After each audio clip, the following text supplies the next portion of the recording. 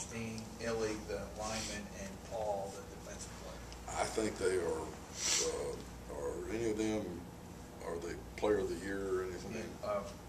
Illy's the Jacobs winner. Right. And Paul is the league's defensive player. And Bredenstein, if he's not the MVP offense, I guess his quarterback at Appy or somebody's pretty good too. But I think he singularly represents more than any one other. Your comparison would be the running back at SEMO. I think he means more to their team even than, is it Henry Harris? Than Henry Harris did to SEMO. I think he singularly defines where they start, and he has to demand our full attention. I don't know that they necessarily run behind the 320-pound guy, the lineman Illy, but he's big enough. He's a fine football player. I don't know how much Jameson's probably taken in exactly who he is, but I do know. When you start out like they do, they don't think they have to throw a pass to win. They really don't. They'll seize an opportunity. But when you take that approach, every day you go to work, your linemen are defining, who you are almost exclusively. So if he's their number one guy on the unit that really does sort of dictate, their philosophy, then pretty special. I guess that's why I got that award. And do you know anything about the defensive? Yeah, he's a shorter version of defensive lineman. I think he's like somebody. I was told by somebody I was talking to that played him. When you look down there and see him, don't let him look, because he's not very tall. But he's very athletic. Plays with great leverage, and he's got great defensive players have a great burst. Texas has got it. Jameson does too.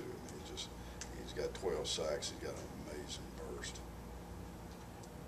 And I know this is a week ago, and the next one is coming up, I guess, Wednesday. What did the reevaluation on Jamal tell you? He's going to have surgery, and it's there were some issues to be evaluated, but it's still he needs to have it stabilized. He's going to have surgery. Will he do it? Fairly. It's all done, or do you think? I think they're just looking for the family schedule after finals, after holidays. I can't tell you. And I talked to Jamal yesterday for 15 minutes. He just said he was going to get it done soon. I didn't get the exact date. And is Dix available this week? And if he is, what's his impact? Kevin is going to be available. He's still practicing limited because they're keeping the original cast on there. But there's nobody that's been chomping at the bits more than he has. I think he can, even though he's limited right now, where you don't really see it. I think when the time comes, you'll see him have a significant impact in this football game. And I think lastly for me, and it's kind of, what's your impression on this? Last game, and I know it was 2 weeks or so ago, but I want to talk to you about the personal foul issues. I think you had like 5 in the last game, and 8 in the last 3. One of them was on me. Yeah. How have you addressed that with the guys, and what concerns might you have that when things get away, that the maturity's not there? I think a personal foul, you can divide it into a lot of issues.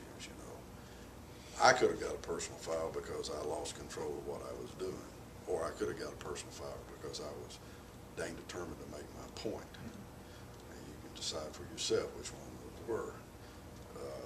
I think personal fouls by players sometimes are just very poor lack of judgment. Sometimes it's playing on the edge and getting over the edge a little bit. Is that ball gone from that quarterback's hand? Does Texas pull up, or is it just the momentum of the play? And then you've got where somebody is trying to intimidate somebody, and it's not good. It's not good football. It's not good sportsmanship. So and I guess you'd say there's another one called lack of composure, which would fall into that lack of sportsmanship. And I don't think we've had any that I can't explain to myself enough to not blame them on character, or I think we've gotten over the edge sometimes. I know sometimes it gets called closer than it does at other times. And I sat there and watched games. I mean, a guy from Auburn celebrating, and a guy from Arizona hitting a guy from Oregon and getting a penalty for head-to-head contact. I mean, those were sort of predisposed to happen because of what was in the mindset of officials, in my opinion. And I will say some that we had against Texas Tech were in the minds of the officials because they were predisposed to call them. I don't think that's criticizing officials. But we do play on the edge, and we do get over the edge. These guys know, Jameson knows in particular, he and I have had this animated discussion about where the edge is. And sometimes you got to really get on the edge to play good football. When we get afraid to do that, we need to take up the helmets. I mean, I'd be a Pittsburgh Steelers guy, out of count, because I'd like to play just like they play. But when somebody lacks judgment, that's coaching. And when somebody lacks sportsmanship or just what we deem good football, then I need to sit them on the bench. And if you've been following me in football before, I have put them on the bench for that. It's Arkansas. And I will do it. But I didn't see that. We lost our composure against Tennessee Tech.